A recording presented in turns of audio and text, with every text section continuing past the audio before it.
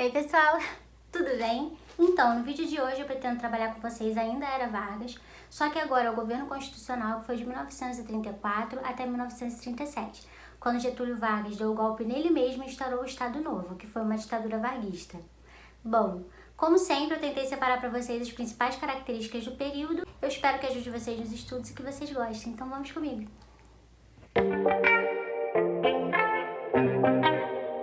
Então, pessoal, em 16 de julho de 1934 a Constituição foi promulgada. Como nós falamos no vídeo anterior, ela era muito mais democrata, menos centralizadora do que esperava de fato Getúlio Vargas, que era um grande admirador do fascismo. E isso não é segredo para ninguém. Bom, gente, os anos 30 eles foram marcados por uma grande polarização entre duas ideologias dominantes, fascismo e socialismo. Eu não abordarei aqui necessariamente com vocês essas ideologias, porque isso é assunto para outro vídeo, tá bom? Inclusive, é importante a gente ressaltar que Mussolini, o criador do conceito de fascismo, já estava no poder da Itália em 1922, foi quando ele entrou.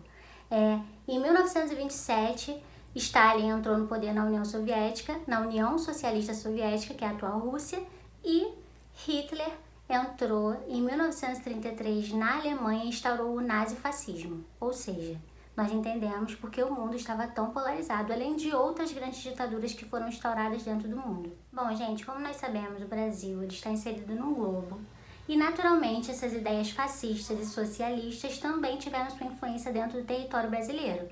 Ou seja, essas ideologias influenciaram diretamente o ideário da população da época.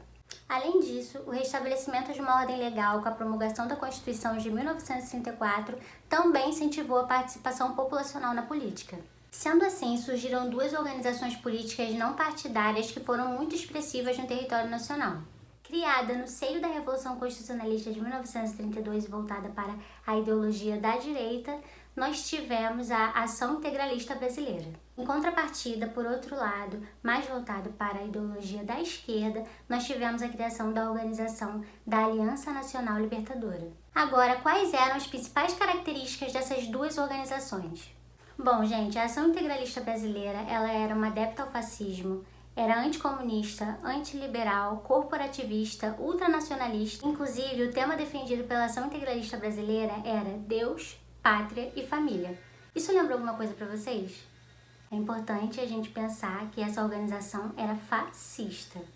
A Aliança Nacional Libertadora era antifascista, anti-imperialista, anti-integralista, obviamente, e adepta ao comunismo. Pessoal, rapidamente a ANL, a Aliança Nacional Libertadora, conquistou diversos adeptos e poucos meses depois da sua criação foi posta na ilegalidade, foi proibida dentro do território nacional.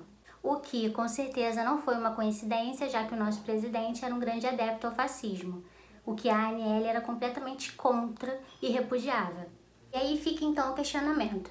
Era de fato um governo constitucional ou Getúlio Vargas já estava movendo seus pauzinhos para instaurar uma ditadura no Brasil?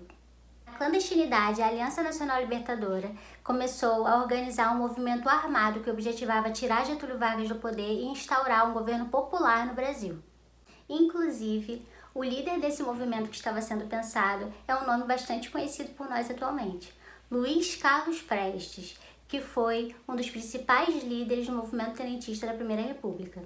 Gente, o primeiro levante militar organizado pela ANL em parceria com o Partido Comunista Brasileiro aconteceu no dia 23 de novembro de 1935. Foi iniciado em Natal, mas logo se deflagrou para o Recife e o Rio de Janeiro. Então, no dia 27 de novembro de 1935, a revolta de fato eclodiu e ficou conhecida como Intentona Comunista. Mas esse movimento foi rapidamente reprimido pelo governo e chegou ao fim. Inclusive, para quem gosta de filme de história, que gosta de visualizar melhor os acontecimentos e tem curiosidade de saber um pouquinho mais sobre a vida de Luiz Carlos Prestes, eu indico para vocês o filme Olga, que foi lançado em 2004. É muito bom, gente, de verdade, vale muito a pena ver.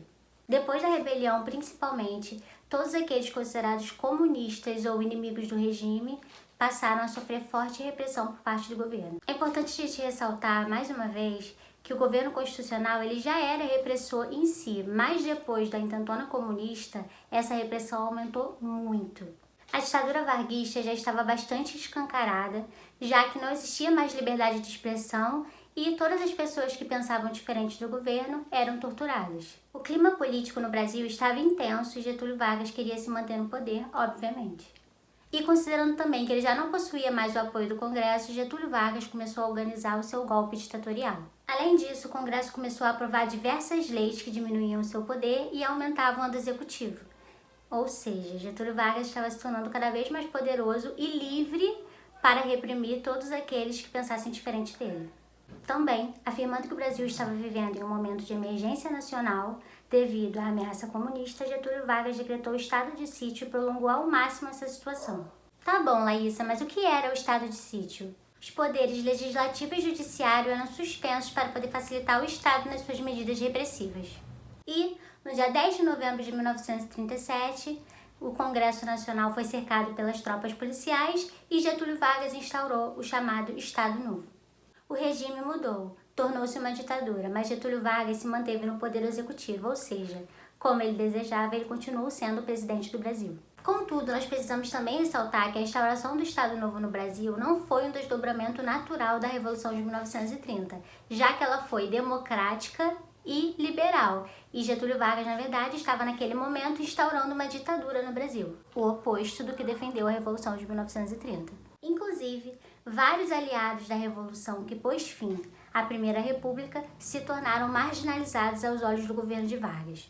Gente, para finalizar, os principais pilares da ditadura são repressão, propaganda e censura. Todas essas características já existiram durante toda a era Vargas, mas ficaram mais aparentes durante o Estado Novo, que foi uma ditadura de fato, uma ditadura escancarada, digamos assim.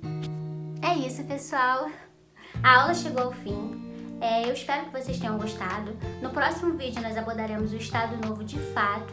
E também, gente, quem gostar do meu conteúdo que eu tô passando aqui no Instagram, se puder me seguir, eu vou ficar muito agradecida, vai me ajudar bastante. E também me seguir no meu canal que tá aqui na bio do Instagram, tá bom? Muito obrigada e até o próximo vídeo. Beijinho, tchau, tchau.